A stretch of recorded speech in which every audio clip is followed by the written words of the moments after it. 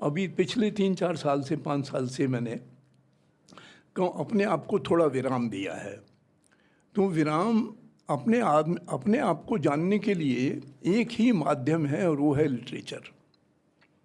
हमारे बुज़ुर्गों ने, हमारे ऋषियों ने, हमारे मुनियों ने, हमारे जो भी पैगंबर चाहे आपके यहाँ हों या हमारे यहाँ हों, उन्होंने कुछ ज्ञान की किताबें लिखी, ज्ञान की बातें कहीं, लेकिन हमने वो कान से सुनियों उतार दी। उन पर कभी मनन नहीं किया, उन पर कभी सोचा नहीं।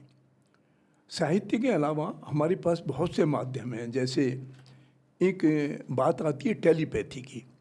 मैंने इस पे कई प्रयोग किए और 100% 500% सही पाया। मैंने वो डायरी में वो नोट किया उस समय।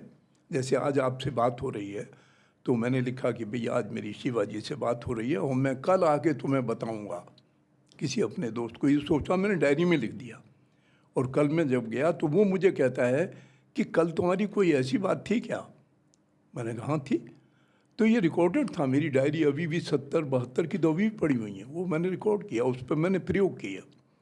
दूसरा प्रयोग मैंने अपने जीवन में ये किया, हमारे यहाँ ज्ञान बहुत छुपा हुआ है। कि एक उदाहरण के लिए मैं आपसे बात कर रहा हूँ और आपके मन में एक विचार आता है अचानक ही कि ये आदमी बोर कर रहा है, जल्दी से ख़त्म करे, हम कोई काम करें। ये विचार आपके दिमाग में आता है।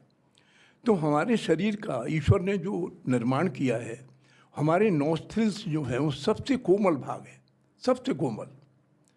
उसका मैं आपको प्रैक्टिकल एग्जांपल देता हूँ कि हम यहाँ स्टूडियो में बैठे हैं और आपके किचन में आपकी मेड ने मिर्च छोंक दी तो आप और मैं यहाँ बैठ नहीं पाएंगे, हम खांसेंगे।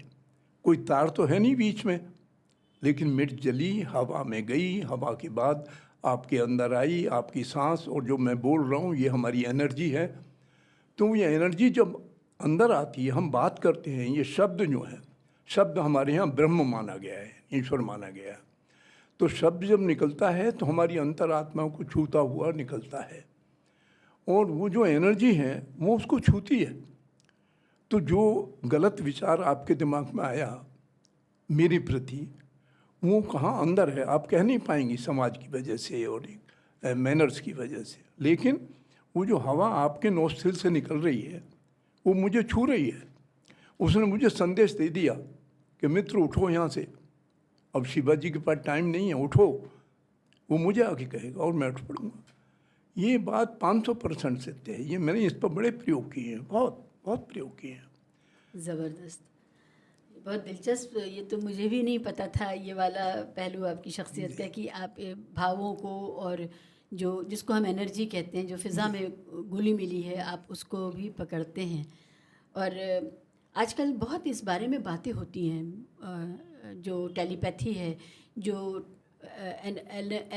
जो एनर्जी को चैनलाइज करने की बात है, उस पर बहुत, और उसमें हीलिंग का सवाल जो है कि आप दूर से बैठ के किसी को स्वस्थ कर सकते हैं, हीलिंग भेज सकते हैं।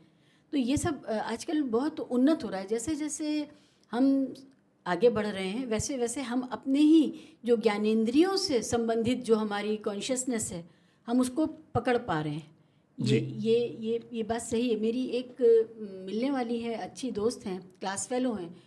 मेरे पाँव में थोड़ी सी तकलीफ़ थी, मैंने यूं ही जिक्र किया और उन्होंने कहा कि शीबा मैं यहाँ से हीलिंग तुम्हें भेजती हूँ, तुम सिर्फ ये अक्षर वहाँ पर उस जगह पर लिखो अपने पाँव में और मैं तुम्हें हीलिंग भेजूँगी यहाँ से। और उन्होंने वो किया। तो ये मानवता की उन्नति का ही एक द्योतक है कि अब हम लोग वो चीज़ें जो दिखती नहीं हैं लेकिन हैं, उनको कैप्चर कर रहे हैं। साइंस ये बातें बहुत पहले से कह रहा है